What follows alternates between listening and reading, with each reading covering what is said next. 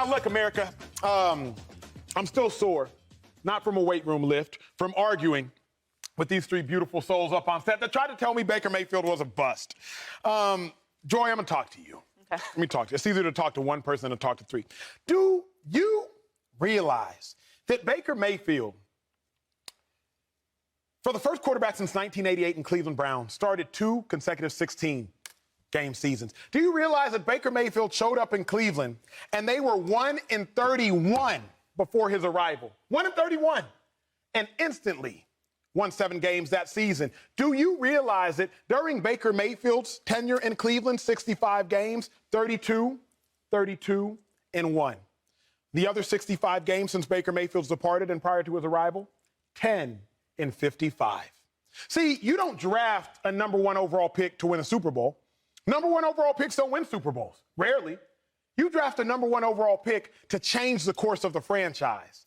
And that's exactly what Baker Mayfield did. So it may not have worked out for him thus far in Carolina, but he changed the trajectory of the Cleveland Browns. And for that reason, there's no possible way that Baker Mayfield is a bust. Just FYI, I saved a whole lot of ammo in my back pocket, just so you know. I'm sure you did. Joy Taylor, do you believe Baker Mayfield is a bust? Need it. All right. You don't have to tell me about the Cleveland Browns, all right? I was born and raised in Pittsburgh, Pennsylvania. I love talking trash about the Cleveland Browns. I was raised to talk trash about the Cleveland Browns, which is why Baker Mayfield is a bust. Because I actually had to put some respect on the Cleveland Browns when Baker Mayfield was there. For a year. For 1 year. And 35 years. I had to say, the Cleveland Browns are for real. And you know what they did to me that year? They beat my Pittsburgh Steelers in the playoffs. They did do that. Which made me a little salty, not gonna lie. But that was a big win for them. Don't let the score fool you. That was a beatdown. They kicked their ass. Yep. Cleveland Browns. And then 2 years later, he's sitting in Carolina on the bench, and PJ Walker is starting over him. And shout out to PJ, by the way. An incredible story. An incredible story. And he's doing well. And he deserves it because he's playing better than Baker Mayfield, who was the number 1 overall pick. You don't draft number 1 overall picks to win a Super Bowl? Yes, the hell you do. It's just the number 1 picks go to bad teams, so they usually aren't able to turn them around and take them to the Super Bowl, unless your name is Joe Burrow, who also happens to be in his division. Didn't win it. Who also He says that's not the goal 5 minutes ago, and then he moves the goal. No, I just said he didn't win it. He was a Super Bowl, though. Like, he went to a Super Bowl. Hold on. Is that big? He went to a Super Bowl. That's a big deal. Okay, so he says big. You're not going to diminish the fact that in the not second at all, year not at all. I like of him Joe Burrow. going to a Cincinnati Bengals. You like the Super Bowl? No, I like Joe Burrow. He's a great player. okay. You like the He Super Bowl? didn't win it. I didn't want to derail you. Go ahead. Sorry, he just didn't win. You like the Super Bowl? Look, let's take a real look at Baker Mayfield's career with the Cleveland Browns. Please do. Okay. Number 1 overall picks go to bad teams. That's why they have the number 1 overall pick. Talk about it. So when you go there, you are not just expected to take them and transform the organization. You're expected to be there for a long time because that team doesn't want to go back to picking number 1 overall in the draft. Unless, of course, you're the Cleveland Browns because they're a bad organization. But a lot of players go to bad organizations and they are able to turn it around, like Joe Burrow. This delusion about how good Baker Mayfield was in Cleveland is crazy to me. You had 1 good season. Those are the numbers. Those are the numbers, okay? 6 and 7. You said, didn't you say last segment, didn't he say last segment that winning and wins and losses was the quarterback stat? Same record as Joe Burrow. Excuse me. Wins and losses. Better winning percentage than Justin Herbert. Wins and losses are quarterback stat. They are. Better winning percentage than Justin Herbert. Stat. Is that what you said? Yeah, he has a better winning percentage than Justin Herbert. 6 and 7. 6 and 10. Give me that third one, though. 11 Make that third and one loud. 5. And 6 and 8. And now he's benched in Carolina. That is not how. In what version of the NFL is that not a bust? I'll tell you exactly what version it is. You make a great point. I'll tell you exactly what version it is. If you go 29 and 30 as a starter for an organization that don't know how to win games, then you've done something impressive. Dave, let me ask you a question, a purely non-biased question. Does coaching matter? Of course. Coaching matters. Oh, Lord. We realize Baker Mayfield's coach is, let's talk about him. He had 4 coaches in Cleveland. That's right. Hugh Jackson is currently the coach at Grambling State, who had just so much discernment that he hired Art Briles, then had to fire him within a week. Greg Williams, Baker Mayfield's other coach, he's currently a defensive coordinator for a football team in a football league that doesn't exist Greg yet. Williams was an interim. Yeah, he was an interim head coach, but he's one of the 4. Freddie Kitchens, another one of the 4. He's a senior analyst for a college team. He was hired because Baker wanted him. That just cracked the top 25. So if coaching matters, Baker Mayfield's coaches are currently a coach for a team that doesn't exist yet, a coach at Grambling State that hired a guy who we never should have hired, and a coach, a senior analyst of the college football team. Can I ask you some questions? Joy's got one first. I have a question. Go ahead. Question, Professor. Did he have a coach of the year 1 year? Yeah, who he helped make coach of the year? Oh, okay. Did he he have a coach of the year? Yes. And what did he do that year? They played defense too, right? And what did he do that year? They won a playoff game. Yes. And then he had a coach of the year the next year, and what did Baker do? He went 6 and 8. But here's what's fascinating. Here's what's fascinating, 2-5. Yes. I think Shady should. Shady or Dave should. I was trying to be chill, but like, go ahead. The Browns got better offensively this year. They still have Amari Cooper. They still have Kareem Hunt. They still have Nick Chubb. But they're not winning no games this year either with that same coach of the year. So I'm just a little curious as to how Baker Mayfield was a bust if the Browns have the same roster minus an offensive lineman. If the Browns have the same roster but ain't winning games. Wait, what year he came in? 2018? 18. Who do you think has the most interceptions since coming into the league at Probably 2018? Justin Herbert. Baker Mayfield? No, it's Baker Mayfield. Baker Mayfield. First of all, I just figured Herbert. When you get not even like a first rounder or not even a top 10, we get the number one. That means you're the best player in the draft. Sure. We think that you're the best player. We want to take you now. Yes, sir. Okay, so we want you to change the franchise.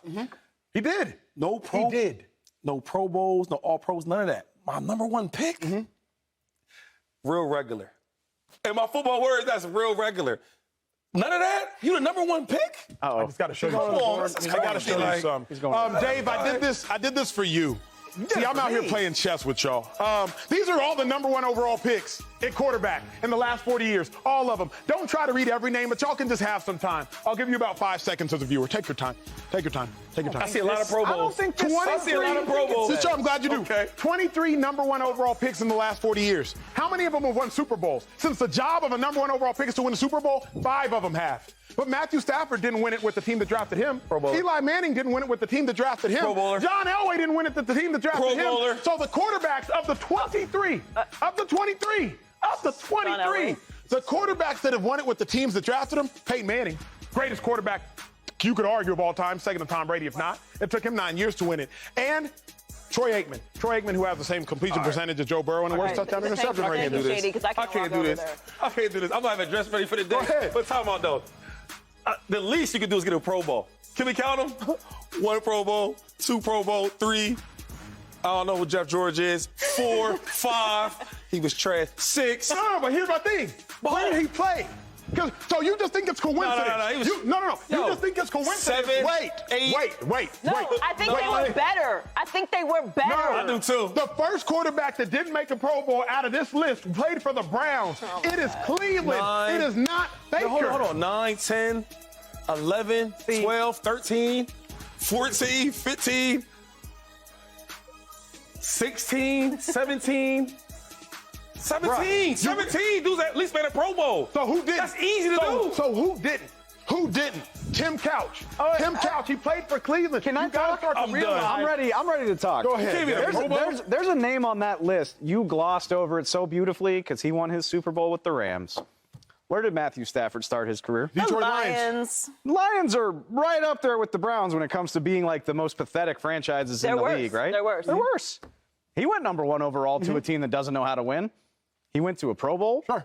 He kept the Lions relevant. Did he win a playoff game? Took him to multiple playoff appearances. So you're arguing that Baker Mayfield in his 4 years, 1 winning season with the Cleveland Browns and 1 playoff win is better than Matthew Stafford? Matthew Stafford spent 12 years in Detroit. Yep, had a losing record. They thought so highly of him on his way out that they were like, we got to do right by you and give you a chance to play for a good team. That is what, and I'm glad that you said at the beginning of the segment, you don't have to get to or win a Super Bowl to not be considered a bust. Because Matthew Stafford ain't no damn bust. And guess what? His career in Detroit probably didn't go how anybody would have wanted it to. It was still successful. He's still not a bust because he was there for a decade. He changed the makeup of the Lions in the sense that they were a relevant team. They were going to the playoffs. Was Cleveland not relevant? We talked about Cleveland. Every day. They chased him out of town. Hold on. They said, we don't want you anymore. Baker Mayfield is a polarizing celebrity, okay? He was the face of Progressive. Best He had commercials ever. every commercial. Yes, I give okay, him that, though. so let's not act like Baker's public persona wasn't bigger than his play, because it was. It was. And going into the draft, that played a role in it too. We can look at some of the other players in that draft. Not one Pro Bowl, though? Josh Allen, Vita Vea. Who's this guy? Is he the one that's trying to get $250 million guaranteed in Lamar Jackson? Pretty good. Saquon Barkley, Really good. Minkah Fitzpatrick. So when you talk about what a bust is, right, it's not just anybody in the draft that can be a bust. And there's busts in the draft every year because it's not an exact science. But when you are the number one pick, when you are considered to be better than Lamar Jackson, than Josh Allen, than Saquon Barkley, than Minkah Fitzpatrick, than Vita Vea, you don't even get to a second contract. You are a bust, especially at the he won't get one quarterback either. It's position. over. Dude, here's my thing. And not that you didn't get to, not that you played out your full contract in Cleveland. I don't know who said it because everyone was yelling. They ran you out of town because of the way that you treated people in the organization, people that cover the organization, And your play. your teammates. Are we just going to gloss over the fact that Odell just got right back to being Odell Beckham Jr. the second he got away from Baker Mayfield? Baker Mayfield did good things in Cleveland. He did good things in Cleveland. It's like playing- He did good things in Cleveland. But if you're the number one overall pick and that is your resume, I'm positive the people that took him would do anything. Big bust. Like playing blackjack in his career. That's like the best bust ever. If you are, coming back to especially this. if you are taking number one overall as a quarterback, Joy just said it. Like, of 22 course, bust. you want to win Super Bowls and games and be in the Pro Bowl and all that.